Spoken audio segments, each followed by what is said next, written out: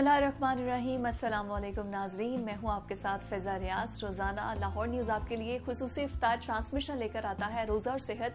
और इफ्तार से कुछ देर कबल हम ये ट्रांसमिशन लेकर आते हैं ताकि आपको सेहत से मुतालिक जो भी आपके इश्यूज़ हैं, हेल्थ इश्यूज़ हैं, हमारे साथ हेल्थ एक्सपर्ट मौजूद होते हैं, उनसे आपकी क्वेरीज जानते हैं और उनसे सोल्यूशन जानते हैं कि किस तरह से आप अपने इफ्तार में अपनी सेहत को इस रोज़े में बेहतरीन रख सकते हैं। तो चलते हैं आज की हेल्थ एक्सपर्ट की जानिब, और हमारे साथ डॉक्टर रिहाना आमिर गायनोकोलॉजिस्ट मौजूद हैं। अस्सलाम वालेकुम डॉक्टर, कैसी हैं आप? कैसा चल रहा है आपका रमजान? रमजान बहुत अच्छा चल रहा है। रमजान बहुत अच्छा चल रहा है। पेशेंट्स तो आपके पास अभी भी वैसे ही आते होंगे और स्पेशली जो प्रेग्नेंट विमेन्स हैं वो ये आज का प्रोग्राम जरूर देखें, क्योंकि गायनोकोलॉजिस्ट को बुलाने का मकसद यही था। सबसे पहले तो मुझे ये बात क्लियर कर दें, रोज़ा हर कोई रखना चाहता है और फ़र्ज़ भी है, हमारे ईमान का हिस्सा भी है, लेकिन बहुत सी वो औरतें जो कि प्रेग्नेंट हैं, उनकी प्रेगनेंसी कॉम्प्लिकेट हो जाती है रोज़ा रखने से, या रोज़ा रखना चाहिए? नहीं, पहली बात तो ये कि रोज़ा रखने से प्रेगनेंसी कॉम्प्लिकेट नहीं होती, लेकिन ये बड़ा ज़रूरी है कि पहले ये अपने गायनोकोलॉजिस्ट से कंफर्म किया जाए कि क्या आपकी ऑलरेडी कॉम्प्लिकेटेड प्रेगनेंसी तो नहीं है, कि ऑलरेडी कोई प्रॉब्लम तो नहीं चल रहा। उस सूरत में फिर रोज़ा जो है वो नहीं मना कर दिया। ठीक है, मतलब आप नॉर्मल से जो अगर ऐसी प्रेगनेंसी है जिसमें लो रिस्क प्रेगनेंसी आम जुबान में कहा जाता है, जिसमें आपको कोई प्रॉब्लम अराइज नहीं हो रहा, उसमें आप रोज़ा रख सकते हैं बिल्कुल। जिसमें आपको डायबिटीज़ नहीं है, ब्लड प्रेशर नहीं है, आपको अनीमिया नहीं है, लेकिन अगर ऑलरेडी आपकी पाकिस्तान में तकरीबन 70-80% प्रेगनेंसीज होती हैं जो किसी न किसी शक्ल में कॉम्प्लिकेटेड होती हो जाती हैं, यहाँ न्यूट्रिशन और सारे इश्यूज की वजह से। लेकिन डॉक्टर यूजुअली ऐसा होता है कि 14 घंटे का एक रोज़ा है, लंबा एक है, इफ्तार 14 घंटे के बाद आपको मिलेगी, तो बच्चे की सेहत पे या माँ की सेहत पे कोई बुरा असर तो नहीं पड़ेगा? अल्लाह ताला का सिलसिला इस किस्म का है कि आप देखें कि बच्चे हर जगह हो रहे हैं, जहाँ बड़ी न्यूट्रिशन मिलती है वहाँ भी, जहाँ जिन घरों में प्रॉपर खाना नहीं मिलता बच्चे वहाँ भी पैदा हो रहे हैं। उसकी रीज़न ये है कि प्रेगनेंसी एक ऐसी स्टेट है जिसमें ग्लूकोज के लेवल अप रहते हैं, उसे कहते हैं हाइपरग्लाइसीमिक स्टेट है। प्रेगनेंसी में आम तौर पे अगर फीमेल कुछ इंटेक नहीं भी ले रही तो जो हार्मोन्स निकलते हैं वो सारे के सारे ग्लूकोज बनाते हैं, इस वजह से ब्लड के लेवल ग्लूकोज के बहुत हाई रहते हैं प्रेगनेंसी में।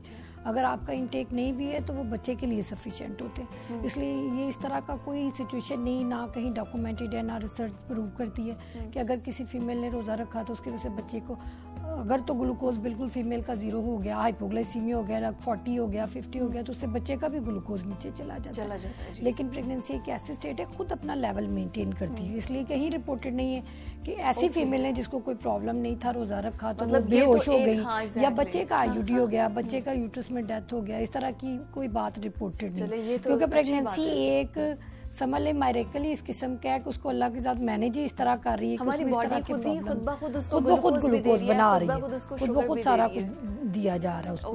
वो सिर्फ इनटेक पे डिपेंडेंट नहीं कि अगर किसी फीमेल ने खाया ही नहीं सुबह से लेके शाम तक तो उसका ग्लूकोज लेवल मेंटेन नहीं रहना। बॉडी खुद ब खुद ही जो बॉडी के फैट्स हैं, जो बॉडी की प्रोटीन्स हैं, वो ग्लूकोज में कन्वर्ट होना शुरू हो जाती हैं और बच्चे को डाइट की फॉर्म में मिलना शुरू हो जाता है। और ये इटसेल्फ एक मिरेकल है, जैसे आपने पहले बोला। ठीक है, लेकिन पेशेंट खुद ही डिसाइड कर लेता है। मरीज आमतौर पे मेरे से कंसल्ट करते हैं, डॉक्टर साहब हम रोज़ा रख लें। मैं कहती हूँ अगर तो आपसे टॉलरेट होगा तो आप ज़रूर रखें, अगर आपसे टॉलरेट नहीं होगा तो ये आपका खुद ब खुद ही बॉडी की वीकनेस कितनी को है, आपके ओवरऑल मेटाबॉलिज्म क्या है, तो पेशेंट खुद ही डिसीजन हो जाता है। वो एक ही रोज़ा रखने के बाद पेशेंट को फील हो जाता है कि नहीं मैं नहीं रख सकती, और जो रख सकता है वो ऐसे भी हैं पेशेंट जो सारे रखते हैं, थ्रू आउट रखते हैं। और वैसे भी रमजान इटसेल्फ ब्लेसिंग है, लेकिन फिर भी मैंने कहा जो कॉम्प्लिकेशंस या माइंड में एक होता है कि प्रेगनेंसी में रखना चाहिए, ये हर पेशेंट का क्वेश्चन होता है। ये आपका जो क्वेश्चन है ये एक्चुअली हर पेशेंट का क्वेश्चन है। जो भी पेशेंट रमजान में आते हैं वो पहली बात ये पूछते हैं कि डॉक्टर साहब हम रोजा रख सकते हैं कि नहीं। वो फिर ये भी पूछते हैं कि फर्ज है कि नहीं। मैं कहा ये तो आप किसी आलिम दीन से पूछें, जो हेल्थ के पॉइंट ऑफ व्यू से वो मैं जरूर बता सकती हूँ। मतलब आपकी अपनी विल पावर है कि आपको लगता है कि आप इतनी जल्दी फेंट नहीं होंगे, आप हेल्दी हैं, आपका बेबी आपका बेसिक न्यूट्रिशन, अगर आपकी बेसलाइन बॉडी का अपना न्यूट्रिशन अच्छा है ऑलरेडी तो उस पर आप रोजा रख सकते हैं। लेकिन अगर ऑलरेडी आप एनीमिक हो, हीमोग्लोबिन कम है, डायबिटिक पेशेंट जैसे होते हैं उन्हें आमतौर पे हम कहते हैं जिनको जेस्टेशनल डायबिटीज या अदरवाइज प्रेगनेंसी में शुगर है तो उनको हम रूटीन के 3 मील्स रिकमेंड नहीं करते।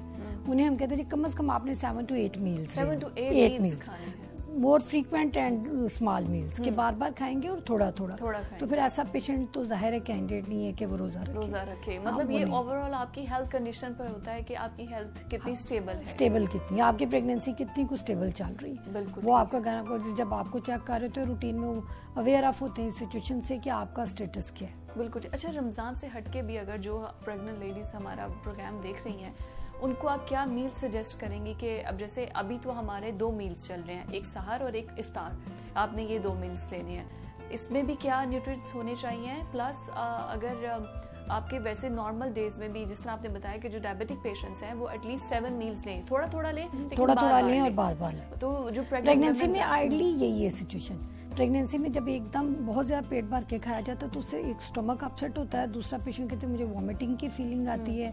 इसके अलावा पेशेंट अनवेल फील करना शुरू कर देता है। जब वो बार बार खाती है और थोड़ा थोड़ा खाते हैं उनसे उनके लेवल मेंटेन रहते हैं सारे न्यूट्रिशंस के, उससे वो बिल्कुल एग्जॉस्ट नहीं फील करती। अदरवाइज पेशेंट ये कहते हैं जी मुझे 5 आवर्स बाद 6 आवर्स बाद सर में दर्द शुरू हो जाता है, हेडेक शुरू हो जाता है। इन सारी प्रॉब्लम्स का यही सोल्यूशन होता है। और आमतौर पर रमजान में जिन प्रेग्नेंट पेशेंट ने रोजा नहीं भी रखना होता वो भी प्रॉपर इफ्तारी करती हैं घर वालों के साथ क्योंकि उन्हें बनानी होती है ना, तो प्रॉपर सहरी और इफ्तारी करते हैं। इफ्तारी में वो सारा कुछ खा लेते हैं जो सारे बाकी खा रहे होते हैं, जो उनके लिए सेफ नहीं भी है, जो उनके लिए सेफ नहीं भी है। अच्छा, ये भी है कि प्रेगनेंसी में आप कोई मेडिसिन यूज नहीं कर सकते इवन दो कि सर दर्द भी हो रहा है। ये बहुत कॉमन है, मुझे बहुत मतलब हम तो चले सहर और इफ्तार करते हैं, इफ्तार के बाद यूजुअली ये होता है कि सर थोड़ा भारी हो जाता है और इफ्तार के बाद सर के भारी होने की ये रीजन होती है कि जब हम इफ्तार में एकदम खाया जाता है और वो जिनको स्वेलिंग, जिनके हाथ पांव सूज जाते हैं और स्वेलिंग, उसकी क्या वजह है और उसको किस तरह से कम किया जा सकता है? तो वेट बढ़ने, स्वेलिंग एक तो स्वेलिंग प्रेगनेंसी में कुछ पेशेंट्स को तो अगर जैसे माइल्ड स्वेलिंग है आपको रूटीन में पेशेंट कहते हैं जिनको बहुत सही सुबह उठता हूँ तो स्वेलिंग है ना जैसे, और बाद में आहिस्ता आहिस्ता कम हो जाती है, वो नॉर्मल बात है प्रेगनेंसी। क्योंकि प्रेगनेंसी में एक्चुअली थर्ड स्पेस कलेक्शन हो जाती है, फ्लूइड निकलता है, ज्यादा बनती है। जैसे समझ ले जो जितना ब्लड आम फीमेल में है जिस दिन वो कंसीव करते हैं उससे 2 से 3 लीटर इजाफी पानी जमा होना शुरू हो जाता है। इस वजह से वो बॉडी में थोड़ी एडिमेटस फीलिंग या स्वेलिंग की फीलिंग होगी। लेकिन अगर वो एब नॉर्मल है, आपको लगता है कि आप दिनों में स्वेलिंग ज्यादा बढ़ी और परसिस्ट कर रही, तो उसका मतलब ये है कि आपकी प्रोटीन्स जो एक्सक्रीट हो रही, उसे हम कहते हैं प्रोटीन यूरिया आम जुबान, कि आपकी जो बॉडी की प्रोटीन्स हैं वो बाहर निकल रही। स्वेलिंग का कहीं भी मीनिंग, चाहे वो लीवर में प्रोटीन्स कम बने या किडनी के जरिए बाहर निकलना शुरू हो जाए। प्रेगनेंसी में हाइपरटेंशन बड़ी कॉमन है, जिसे हम कहते हैं जी आम जुबान में ब्लड प्रेशर का ज्यादा होना, बीपी हाई हो जाता है प्रेग्नेंट फीमेल्स का, जबकि आउट ऑफ प्रेगनेंसी ये प्रॉब्लम नहीं होता। और प्रेगनेंसी में किसी भी टाइम हो सकता है, ये 6, 7, 8, 9 मंथ पे कोई उसका प्रिडिक्टेबल टाइम नहीं किसी भी पेशेंट में, तो उसकी वजह से पेशेंट में स्वेलिंग हो जाती। तो इससे अगर ऐसी प्रॉब्लम हो तो यूरिन का टेस्ट फौरन कराया जाता है प्रोटीन्स के लिए, और बीपी को चेक करना जरूरी है। अगर आपको लग रहा है कि आपकी स्वेलिंग रूटीन से ज्यादा है या आम उससे ज्यादा, पेशेंट खुद ही रिकॉग्नाइज कर लेते हैं कि जी मुझे तो रूटीन में इतनी स्वेलिंग नहीं थी, तो अब मुझे एकदम ज्यादा पड़ना शुरू हो गई। और हेडेक में जैसे आपने इनिशियली कहा, फीमेल में ये बड़ी कॉमन बात है कि जो चूंकि ऑन एंड ऑफ हेडेक होती रहती है, वो समझती है कि जी हेडेक है। हेडेक प्रेगनेंसी में एक अलार्मिंग सिम्टम है। जो ही किसी प्रेग्नेंट पेशेंट को अगर ज्यादा हेडेक होती है, वो बार बार पैराडोल मत कराएं, वो अपना ब्लड प्रेशर चेक करें। बीपी का ज्यादा होने की जो सबसे बड़ी अलामत है वो हेडेक है। और हेडेक को ये आमतौर पर ये समझा जाता है कि मैं स्ट्रेस में हूँ, मैंने ठीक खाया नहीं, मैं इस वजह से, और पेशेंट कई दफा इसी वजह से डायग्नोज ही नहीं होते, वो सीरियस कंडीशन में फिर हॉस्पिटल में लैंड करते हैं। उनसे पूछा जाता है जी हेडेक होता है, हेडेक तो थी 2-3 मंथ से, मैं पैराडोल ले लेती थी लेकिन मैंने बीपी नहीं चेक किया, इसलिए आपने ब्लड प्रेशर चेक करा अनटिल प्रूव्ड अदरवाइज। अगर बीपी चेक करने पे आपका नॉर्मल आ जाता है फिर आप पैराडोल लें। ये नहीं प्रेग्नेंट पेशेंट को अदरवाइज हेडेक की सूरत में बीपी चेक करना जरूरी। और मतलब आप 1-2 दफा चेक कर लेते हो, नॉर्मल स्वेलिंग बहुत ज्यादा है तो इसका मतलब है कि आपको ब्लड प्रेशर की वजह हो सकती है, one of the basic reason जब आपको बॉडी। और दूसरा ये कि वो खवातीन जो कि, क्योंकि पाकिस्तान के अंदर मिसकैरेज बहुत ज्यादा कॉमन है, बहुत ज्यादा कॉमन है, फर्स्ट या सेकंड मिसकैरेज हो जाता है। एक तो ये बताइए कि फर्स्ट मिसकैरेज के बाद या सेकंड मिसकैरेज के बाद कितनी देर बाद कंसीव दोबारा करना चाहिए, एंड सेकेंडली कि वजह क्या बनती है, कहाँ ये आपने बड़ी अच्छी बात की। पहली बात तो ये कि जिस भी पेशेंट का फर्स्ट या सेकंड या 2 या 3 मिसकैरेजेस हो, वो बिल्कुल कंसीव ना करें अनटिल के वो रीजन फाइंड आउट ना करें। आमतौर पे यहाँ इस तरह की सिचुएशन है कि पेशेंट का मिसकैरेज हुआ, वो कहते हैं जी मैंने डीएनसी करा ली, मैंने मेडिकेशन ले ली, फिर वो डॉक्टर के पास आती है जब वो प्रेग्नेंट होती है। आमतौर पे जो रीज़न होती है वो आउट ऑफ प्रेगनेंसी फाइंड की जाती है और उसे ट्रीट भी आउट ऑफ प्रेगनेंसी किया जाता है। हाँ जी, जैसे समझ लें कि आपका ब्लड किसी कोई भी मेडिकल डिसऑर्डर समझ लें एस्थमा है, एपिलेप्सी है, डायबिटीज़ है, हाइपरटेंशन है, अगर वो अनकंट्रोल्ड हो तो that will and up in miscarriage. तो उसका कंट्रोल आपका आउट ऑफ प्रेगनेंसी होना। इसी तरह हम कहते हैं कि बेशुमार पेशेंट्स ऐसे होते हैं कि जिनमें खून कंपैरेटिवली गाढ़ा होता है, जैसे ब्लड थिनर दिए जाते हैं उनको, उसके लिए जो इन्वेस्टिगेशंस होती हैं वो भी जो टेस्ट होता है वो आउट ऑफ प्रेगनेंसी रिलायबल होता है, ड्यूरिंग प्रेगनेंसी उसकी इन्वेस्टिगेशन रिलायबल है। इसलिए अगर इस तरह का इशू है तो बड़ा ज़रूरी है कि आप अपने डॉक्टर के पास विदाउट प्रेगनेंसी जाए, फिर आपकी वो नेक्स्ट प्रेगनेंसी सेफ होगी। लेकिन अगर आप समझे कि कोई बात नहीं, 2 हो गए, खुद ही नेक्स्ट ठीक चलेगा, ठीक है, मैनी टाइम्स इस तरह हो भी जाता है। हम कहते हैं किसी में अगर एक मिसकैरेज है तो 80-90% बगैर किसी रीजन के भी हो सकता है, 1। लेकिन अगर रिकरेंट है कि 2 हो गए, 3 हो गए, फिर वो हरगिज कंसीव मत करें अनटिल के वो चेकअप ना करा लें। आइडली तो 1 के बाद ही इसको माइल्डली लेना चाहिए, क्योंकि मिसकैरेज एक ऐसी चीज़ है कि उसका जो सबसे ज़्यादा बर्डन है ना, उसका जो साइकोलॉजिकल स्ट्रेस है वो मदर पे आता है। हाँ, बेशुमार पेशेंट ऐसी होती हैं जो 2-3 मिसकैरेजेस के बाद डिप्रेशन, साइकोसिस का शिकार होती हैं। उनके लिए तो उसी दिन से बच्चा जिस दिन प्रेगनेंसी टेस्ट पॉजिटिव आया उस दिन बच्चा नहीं है जिस दिन उनके हाथ में आए। फीमेल की होप्स तो उसी दिन ही शुरू हो जाती है ना, जिस दिन वो कंसीव करती हैं।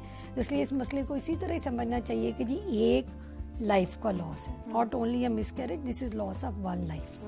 और इसको नेक्स्ट टाइम आप पहले ट्रीट कराएं फिर आप कंसीव करें, ताकि ये प्रॉब्लम दोबारा से एंड अप ना हो उसी तरह।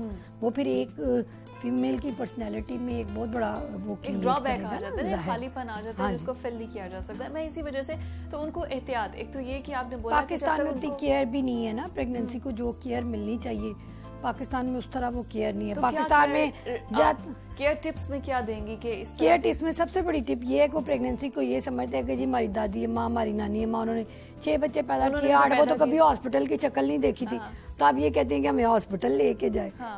वो कहते हैं जी डॉक्टर भी गलत कहते हैं कि जी ले आए, वो तो इसलिए कहते हैं कि हम चेकअप करें। और फीमेल भी इसीलिए कहते हैं कि जी चलो जी मैं ठीक नहीं हूँ। वो प्रेगनेंसी को समझते हैं कि ये तो एक नॉर्मली बात है ना। प्रेगनेंसी आइडली एक नेचुरल फिनोमेना है, लेकिन इसमें किसी भी वक्त कोई भी कॉम्प्लिकेशन अराइज हो सकती है और वो उसी वक्त पिक होती है जब आप रूटीन चेकअप के लिए जाते हैं। जब आप रूटीन चेकअप के लिए नहीं जा रहे तो वही प्रॉब्लम बहुत बड़ी हो के सामने आएगी, वो फिर अर्ली स्टेज पे पिक नहीं होगा। ये प्रेगनेंसी से अगर बिल्कुल क्विकली मैं डिलीवरी की तरफ आऊँ तो नॉर्मल डिलीवरी को प्रेफर ज़्यादा लोग करते हैं बजाय कि ऑपरेशन की तरफ जाएं। लेकिन इसमें भी बहुत कन्फ्यूजन है, लोग समझते हैं कि जानबूझ के हमारा ऑपरेट किया जा रहा है और वो के हॉस्पिटल्स और डॉक्टर्स ये कॉमन है कि वो पैसे बनाने के लिए चले इसमें ना मल्टीपल फैक्टर्स है। पैसे बनाने का ये कि आमतौर पे ज़्यादातर गायनेकोलॉजिस्ट उनका जो एसवीडी का पैकेज होता है वो सिजेरियन का होता है, इतना डिफरेंस कोई नहीं होता। हाँ, आप ये ज़रूर कह सकते हैं जी गायनेकोलॉजिस्ट बिजी है, उसने कहा मैं भी कर दूँ, ठीक। ये मल्टी फैक्टोरियल, एक तो पर्सन टू पर्सन वेरी करती है बात। मल्टी फैक्टोरियल इस पॉइंट ऑफ व्यू से कि सम टाइम पेशेंट में प्रॉब्लम इस किस्म का होता है कि गायनेकोलॉजिस्ट खुद डरता है कि अगर मैंने इसको डिलीवरी का ट्रायल दिया, जान है अगर वो चली जाएगी तो आप डॉक्टर को ही बात नहीं, डॉक्टर को इतना अटेंडेंट शोर मचाता है, इतना कुछ होता है यहाँ के कोई अनलिमिटेड सोचा ही नहीं जा सकता। वो ये कहते हैं कि हमें डिलीवरी चाहिए लेकिन हमें सेफ डिलीवरी चाहिए। लेकिन जब डिलीवरी होती है उसमें कॉम्प्लिकेशंस का रिस्क किसी भी टाइम हो सकता है। जैसे बच्चे की हार्ट बीट हो सकता है, सडनली नीचे चली गई, आपने सिजेरियन सेक्शन किया, बच्चा वेंटिलेटर पे चला गया, ठीक। उसके बाद कोई भी प्रॉब्लम हो सकता है, एकदम ब्लीड करना शुरू हो जाती है पेशेंट डिलीवरी के दौरान। तो लेबर का एक ऐसा प्रोसेस है कि इसमें कॉम्प्लिकेशंस अराइज होती हैं।